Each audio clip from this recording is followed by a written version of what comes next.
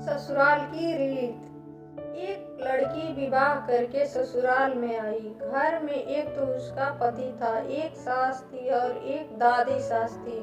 वहां आकर उस लड़की ने देखा कि दादी सास का बड़ा अपमान तिरस्कार हो रहा है।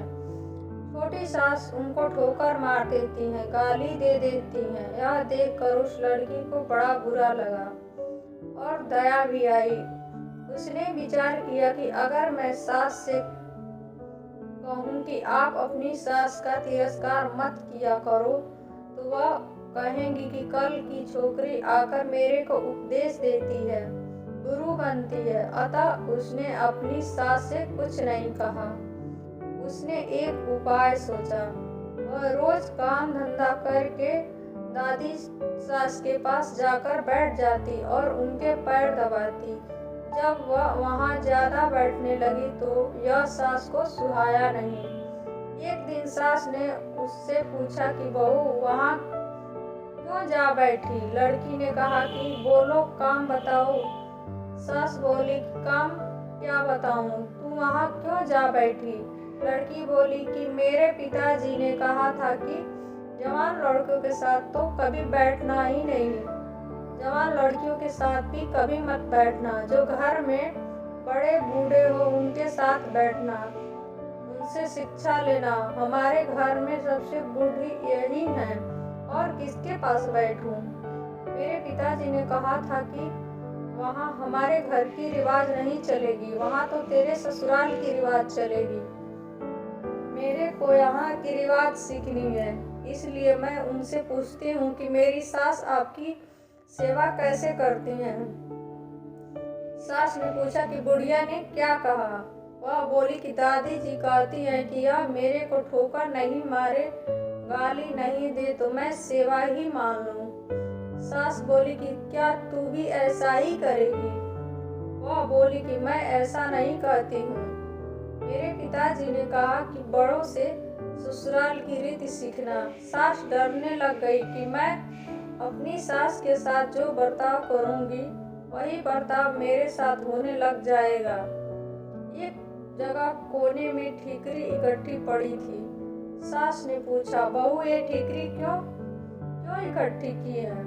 लड़की ने कहा, आप दादी जी को ठीकरी में भोजन दिया करती हो, इसलिए मैंने पहले ही जमा कर ली। तू मेरे को ठीकरी में भोजन कराएगी क्या? लड़की बोली, मेरे पिताजी ने कहा कि तेरे वहाँ की रीत चलेगी। यह रीत थोड़े ही है, तो आप ठीकरी में क्यों देती हो दादी सास को? थाली कौन मांजे? सासू माँ ने बोला। लड़की बोली, थाली तो मैं मांज दूंगी, तो तू थाली में दिया कर, ठीकरी उठाकर बाहर फेंक दे। सास ने बोला। अब बूढ़ी माँ जी को थाली में भोजन मिलने लगा। सबको भोजन देने के बाद जो बाकी बचे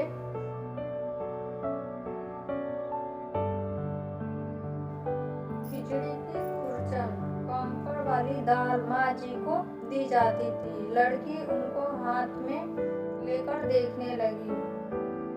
सास ने पूछा, बहू ये क्या देखती हो? लड़की बोली, मैं देखती हूँ कि बड़ों को भोजन कैसे दिया जाए। सास बोली, ऐसा भोजन देने की कोई रीति थोड़े ही है। लड़की बोली, तो फिर आप ऐसा भोजन क्यों देती हो?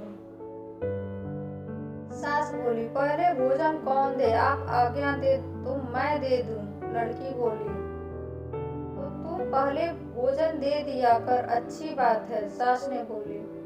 अब बूढ़ी माँ जी को बढ़िया भोजन मिलने लगा। रसोई बनते ही वह लड़की ताजी खिचड़ी, ताजा फुल्का, दाल साग ले जाकर दादी जी को दे देती।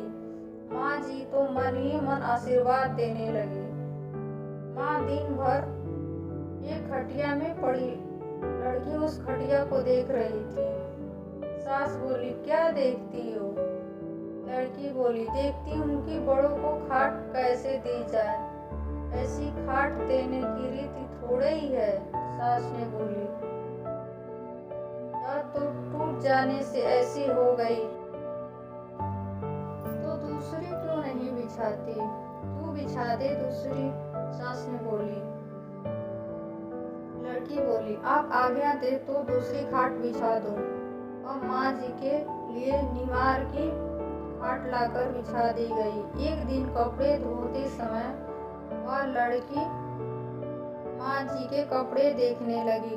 कपड़े छलनी हो रहे थे। सास ने पूछा कि क्या देखती हो?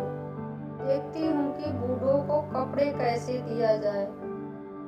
फिर वही बात सास ने बोली, कपड़े ऐसे थोड़े ही दिए जाते हैं, यह तो पुराना होने पर ऐसा हो जाता है।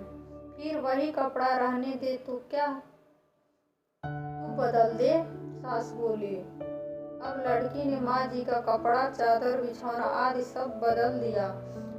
उसकी चतुराई से बूढ़ी माँ जी का जीवन सुधर गया। अगर वह लड़की सास को पूरा उपदेश देती तो क्या वह उसकी बात मान लेती? बातों का असर नहीं पड़ता, आचरण का असर पड़ता है। लड़कियों को चाहिए कि ऐसा बुद्धिमानी से सेवा करें और सबको राजी रखें। अगर आपको वीडियो पसंद आया हो तो please like, subscribe and share करें। Thanks for watching video.